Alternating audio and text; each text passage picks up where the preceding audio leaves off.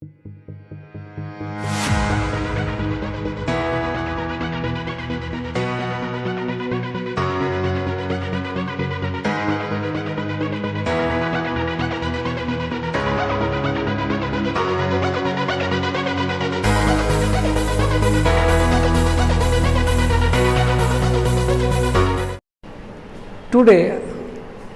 I will discuss some of the important facts of English language.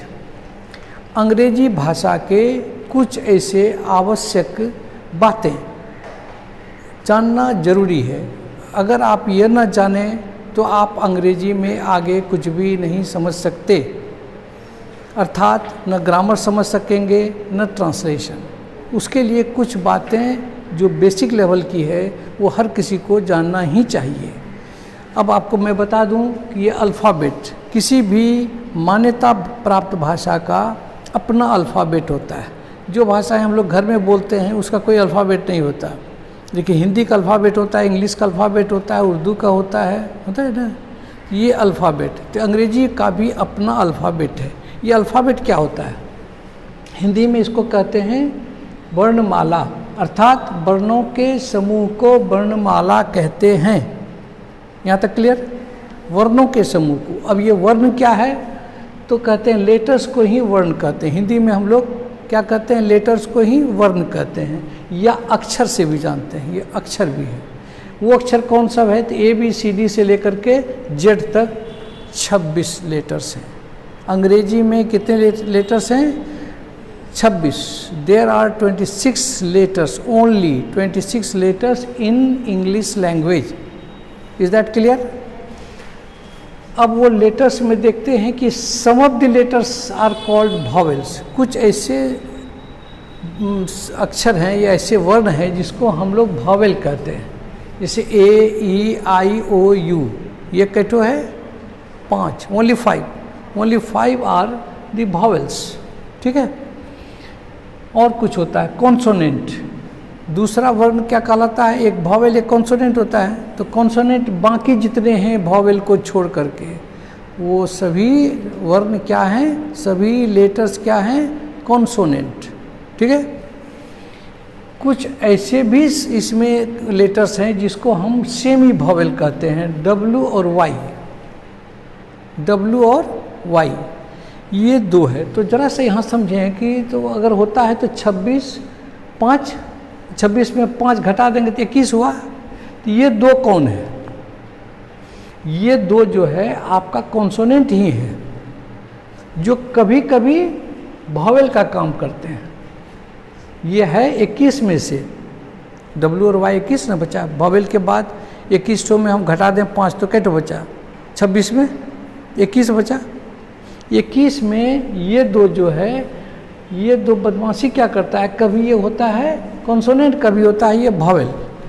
थोड़ा सा एक उदाहरण से समझ लीजिएगा, अभी हम बताएंगे। उसके पहले आप इसकी थोड़ी सी जानकारी रख लीजिए कि वॉवेल कहते किसको है।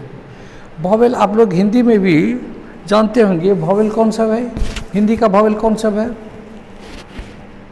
हिंदी का वॉवेल बोलिए। ओ, आ, ई, ऊ, ये सब होता है ना। ज़रा बोलो तो कौन सा है?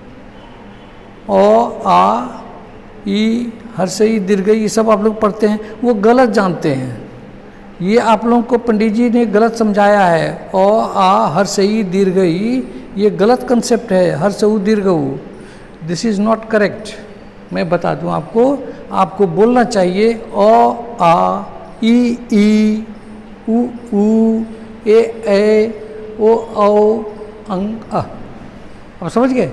This is the correct form of Hindi vowels. Clear?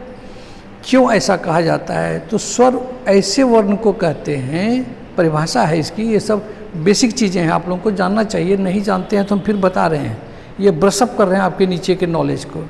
Vowel जो हुआ, स्वतंत्र रूप से उच्चरित होने वाले वर्ण को वॉवेल कहते हैं। स्वतंत्र, independently, without the help of any other letters, उसको कहते हैं, क्या कहते हैं? स्वर। स्वर मतलब वॉवेल। कोई भारी बात तो नहीं बता रहे हैं। ठीक है। जैसे आप देखिए अ, आ, ई, उ, ए, ओ, अंग, अ। कहीं कोई सपोर्ट नहीं है, कोई हेल्प नहीं है, किसी भी और दूसरे लेटर को नहीं बोल रहे। लेकिन द मोमेंट जिस क्षण आप बोलते हैं कि हर्ष ई, दीर्घ ई, तो यहाँ with the help of other letters आप बोल रहे हैं, इसलिए वो रॉन्ग हो जाता है। ये पंडित जी सबको ऐसा नहीं पढ़ाना चाहिए। हर्ष और दीर्घ उसकी मात्रा है, वो भवेल नहीं है, वो स्वर नहीं है। क्लियर? अब चलते हैं कॉन्सोनेंट किसको कहते हैं। तो कॉन्सोनेंट का जो 21 ठो है, ये विद द हेल्प ऑफ भवेल उच्चारित होता है। क्या बोले? विद द हेल्प ऑफ भवेल, यानी कि भवेल की मदद से जिसका उच्चारण हो। जैसे हम बोलते हैं क, तो क बोलते हैं तो क भी बोले और अ भी बोले, हो गया ना, इस तरह से बोलते हैं। तो अब यह हो गया कि, और दूसरी बात, ये स्वतंत्र रूप से उच्चारित नहीं होता है, सिर्फ भवेल। कॉन्सोनेंट स्वतंत्र रूप से उच्चारित नहीं हुआ, वो किसके साथ हुआ? भवेल के साथ हुआ। और इसके मदद में आपका वो स्वर का उच्चारण कंठ से होता है। अ आ ई उ ए ओ अंगा, ये कंठ से होता है। लेकिन व्यंजन का उच्चारण कंठ के ऊपर से होता है। कुछ ऐसे अक्षर हैं जिसको हम जैसे प बोलते हैं, तो प ओठ से बोलते हैं, त जिह्वा से बोलते हैं, हाँ, प यहाँ से बोले, ख देख रहे हैं ना, कंठ से बोले, तालु से बोले, यानी कि ये आगे का सारा जो रेस्पिरेटरी सिस्टम्स है वो सब उसमें इन्वॉल्व हो जाता है, उसको व्यंजन कहते हैं। कंठ से जो उच्चारण हुआ स्वर, कंठ के बाद से जो उच्चारण हुआ व्यंजन। यहाँ तक समझ गए? हिंदी भी समझ गए, अंग्रेजी भी समझ गए। लेकिन हम सेमी वॉवेल पढ़ा रहे थे, डब्लू और वाई, यहाँ से चले थे हम। ये डब्लू को देखिएगा आप, एक डब्लू को उदाहरण देखिए आप, विंडो, विंडो, इसको हम लोग अगर लिखेंगे तो हिंदी में ऐसे लिखेंगे ना, विंडो। ध्यान दीजिए आप, इसका उच्चारण करते हैं वो, ये वो है, पहला उच्चारण क्या किए? वो। तो यो रो लो वो क्या हो गया? मेरा व्यंजन हुआ। यो रो लो वो क्या है? व्यंजन है ना। क ख ग घ से लेकर के यो रो लो तक जितने भी हम लोग हिंदी में लेटर्स वर्ण को जानते हैं वो सभी व्यंजन है, वो व्यंजन है। और यहाँ हो गया वो, तो वो हो गया, पहला डब्लू का उच्चारण हो गया वो, और यहाँ क्या उच्चारण कर दिए? ओ, ओ, तो ओ क्या हो गया? ओ बराबर ओ, ये नहीं हुआ, यानी कि भावेल हुआ। तो ये एक जगह बन जाता है कॉन्सोनेंट, ये कॉन्सोनेंट है और ये भावेल है। तो कॉन्सोनेंट भावेल दोनों काम कर रहा है ना, कौन? डब्लू। उसी तरह से फ्लाई, स्काई, हम लोग स्काई बोलते हैं। तो हम लोग ये जानते हैं कि वाई कॉन्सोनेंट है, लेकिन वाई जो यहाँ क्या हो गया? आई का उच्चारण कर दिया, आई। तो आई हम लोग जानते हैं कि ये क्या है? भावेल है। तो ये है कॉन्सोनेंट, लेकिन भावेल का भी उच्चारण करता है, इसीलिए इसको सेमी भावेल करता है। यहाँ तक क्लियर? सिलेबल, आप जान गए अल्फ़ाबेट किसे कहते हैं, आप जान गए लेटर्स किसको किसे कहते हैं, आप जान गए कॉन्सोनेंट किसे कहते हैं, आप जान गए सेमी भावेल किसे कहते हैं, आप जान गए कि ये चारों जो है अक्षर हैं, वर्ण है, ये वर्ण का क्या बदमाशी होता है, क्या खेल होता है, ये क्या क्या करता है, वो सारी बात आप जान गए। अब आते हैं, इन्हीं सब वर्णों के मेल से हम शब्द बनाते हैं। क्या बनाते हैं? शब्द। लेकिन शब्द इकट्ठे नहीं बनता है, शब्द खंडों के सहयोग से बनता है। तो हम शब्द की परिभाषा दे सकते हैं कि शब्द जो है सिलेबल्स के मेल से, यानी कि शब्द खंड के मेल से शब्द बनता है। Is that clear? हम लोग मोटा मोटी जानते थे अक्षरों के मेल से शब्द बनता है, ये जानते थे। लेकिन नहीं, अक्षरों के मेल से पहले बनता है शब्द खंड, सिलेबल, जिसकी पढ़ाई कहीं नहीं होती है। आपको बचपन तक में कहीं नहीं पढ़े होंगे। हम एमएम जब पढ़ रहे थे उस समय इसको पढ़े थे, ये भावेल क्या होता है, अच्छी सिलेबल क्या होता है। आज आपको जानकारी दे रहे हैं और बहुत इम्पोर्टेंट जानकारी है। आपकी सबसे बड़ी बीमारी, या ज़्यादातर लोगों, ऑलमोस्ट 90% ऐसे लोग हैं जो ये ठीक से नहीं जानते हैं, इसलिए उसको अंग्रेजी भारी लगा, इसीलिए वो अंग्रेजी जीवन में कभी ठीक नहीं हुआ उसका। ऐसे 90% लोग हैं जिसकी अंग्रेजी अगर नहीं ठीक हुई, उसकी वजह यही थी कि उसने सिलेबल नहीं जाना। मैं आपका सिलेबल ठीक कर देता हूँ, आपको अंग्रेजी आज के बाद एकदम हल्का लगेगा, लिखना पढ़ना बोलना सब आसान हो जाएगा। और जैसे आप पढ़ने में एक्सपर्ट हो जाइएगा, जैसे आप लिखने में एक्सपर्ट हो जाइएगा, अंग्रेजी से आपकी रुचि बढ़ जाएगी। जब रुचि बढ़ेगी तो अंग्रेजी पढ़ने लगेंगे तो अंग्रेजी आपकी हो जाएगी। बात समझ गए? चलिए हम इसमें देखते हैं सिलेबल। सिलेबल क्या होता है? शब्द खंड, शब्द का खंड। क्लियर? किसी कॉन्सोनेंट का किसी वॉवेल के साथ किसी एक इकाई उच्चारण को सिलेबल कहते हैं। किसी कॉन्सोनेंट का, एक भी कॉन्सोनेंट है वो वॉवेल के साथ मिल करके एक यूनिट अटरेंस देता है। क्या देता है? एक उच्चारण देता है, एक खंड का उच्चारण देता है, उसी को सिलेबल कहते हैं। यानी इसको और बढ़िया से समझिए, यानी एक शब्द में एक से अधिक सिलेबल्स हो सकते हैं। यानी कि एक शब्द में कई शब्दों का खंड हो सकता है, सब मिल करके एक शब्द बनाएगा। जैसे एक शरीर में पैर है, हाथ है, अगर ये सारे खंड को जोड़े हैं तब ना ये शरीर बना है। अगर इसको हम अलग भी कर सकते हैं, इसको जोड़ भी सकते हैं, नहीं डॉक्टर सब काट कुट के अलग कर देता है। चलिए, यानी एक शब्द में एक से अधिक सिलेबल हो सकते हैं, परंतु सभी सिलेबल में कम से कम एक वॉवेल अवश्य रहता है। That is very remarkable. ये सबसे इम्पोर्टेंट बात है कि प्रत्येक खंड में, शब्द के खंड में एक वॉवेल अवश्य रहता है। ये सबसे पावरफुल चीज़ है। ठीक है? ये सांस के एक धक्के से उच्चारित होता है। ये सांस के एक धक्के से, स्ट्रोक, धक्का मतलब हुआ स्ट्रोक। ये स्ट्रोक क्या है? हम जो उच्चारण करते हैं ना शब्द का, जो उच्चारण करते हैं, तो हम लोग क्या करते हैं, इकट्ठे नहीं बोलते हैं। कोई चीज़ ऑल ऑफ ए सडन नहीं निकलता है। वो क्या होता है, एक उसका सिस्टम है।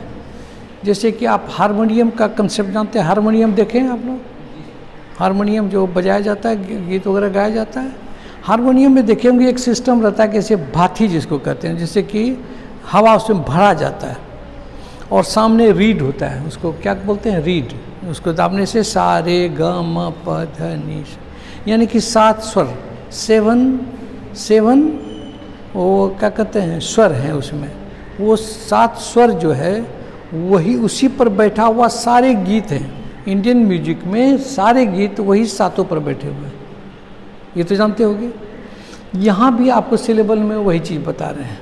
वो क्या करता है कि एक धक्के से उच्चारित होता है। स्ट्रोक क्या है, जैसे हम उदाहरण में देखिए गो, तो हम एक बार बोले गो, फिर क्या बोले गो पी, तो 2 बार धक्का लगा, गो पी, तो हमने हवा भरा, एक रीड डाला, दूसरा रीड डाला, तब जाकर के वो 2 खंड का उच्चारण किया। बात समझ गए? उसी चीज़ को आप थोड़ा सा ध्यान से देखिए। आप उंगली के टिप्स पर, फिंगर टिप्स पर इसको सीख लीजिए। सबको अपना हाथ निकालिए, बाएं हाथ निकालिए, raise your left hand and count this way, 1 2 3 4 कीजिए। 1 2 3 ऐसे नहीं कर सकते, करो ना, 4, ठीक है? कैसे हुआ? 1 2 3 4, ठीक है? अब देखो, जितने स्ट्रोक में, जितने धक्के में आप बोलेंगे उसको इसी पर आप गिन लेंगे, तो आपको भारी से भारी अंग्रेजी आप पढ़ लेंगे, भारी से भारी अंग्रेजी लिख लेंगे। देखिए क्या है, जैसे हमको गो लिखना है, कैसे लिखें? तो गो को बोलिए, कै धक्का में हुआ? गो। तो आप जानते हैं कि जी और ओ का उच्चारण जो है स्वर में आप वहाँ पढ़े होंगे ओ, तो जी ओ गो हो गया। क्लियर? गो पी, उंगली पर बोलिए गो पी, गो पी, 3-4 बार बोल के देख लो, गो पी गो पी गो पी, यानी कि 2 टुकड़ा में ये हो गया गो पी। गजेंद्र कई बार में बोलेंगे? गजेंद्र, गजेंद्र, 3-4 बार बोलो गजेंद्र। कन्फर्म इट, 3-4 बार बोल करके आप कन्फर्म हो जाइए कि आप कितने टुकड़े, उसके पॉसिबल टुकड़े कितने हो सकते हैं। तो गजेंद्र, तो गजेंद्र। ट्राई, इसको हम सिलेबल बात बताएंगे। कंपोजिशन बोलिए, क्या टुकड़ा होगा?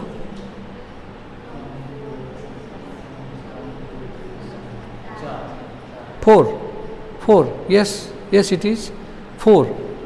कंपोजिशन। अब आपको इकट्ठे ये वर्ड पढ़ने में आपको कठिनाई होगी। जो बिगिनर्स हैं, जो साधारण विद्यार्थी हैं, उसको दिक्कत हो रही है और वो नहीं पढ़ पाता है, तो उसको फिर भारी लगने लगता है अंग्रेजी। कंपोजिशन, इसको तोड़ दीजिए आप, कंपोजिशन, जितना टुकड़ा किए सब टुकड़ा को लिख दो, हो गया। अब इसको जरा सा समझ लीजिए। रिकमेंडेशन, एक उदाहरण और, रिकमेंडेशन क्या टुकड़ा होगा, बोलो, उंगली पर गिनो। रिकमेंडेशन 5 हुआ। चलिए अब इसको देखिए, अगर एक टुकड़ा हुआ तो उसको कहते हैं मोनोसिलेबिक वर्ड। ये केमिस्ट्री ऑफ इंग्लिश लैंग्वेज पढ़ा रहे हैं। मोनोसिलेबिक वर्ड, सिलेबिक एडजेक्टिव है, मोनो मतलब एक सिलेबल वाला शब्द। ये हो गया गोपी, 2 टुकड़ा हुआ ना, तो इसको कहेंगे डाइसिलेबिक वर्ड। केमिस्ट्री पढ़ते हो। गजेंद्र, इसमें ट्राइसिलेबिक वर्ड है, ठीक है। ये 4 सिलेबल आ गया इसमें, तो टेट्रासिलेबिक वर्ड हो गया। रिकमेंडेशन में क्या आएगा, बोलो तो, रिकमेंडेशन क्या टुकड़ा होगा, रिकमेंडेशन,